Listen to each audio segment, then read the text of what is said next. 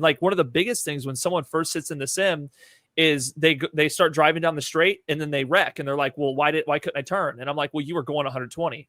And they're like, what do you mean? And it's because it's a sense of speed. After playing for multiple hours, your brain starts to be like, okay, I know what fast is now.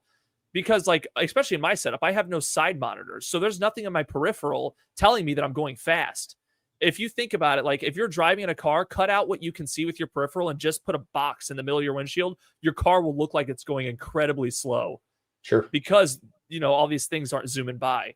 But that's the biggest problem with Sims is that whole get in the simulator, first corner crash and be like, well, I could have took that corner in my car. And I'm like, well, you're doing 130, like there's always an explanation period. But yeah, I got a different car for work last year than what I had before, and speed feels different. So I can't imagine it feels totally foreign to the previous vehicle.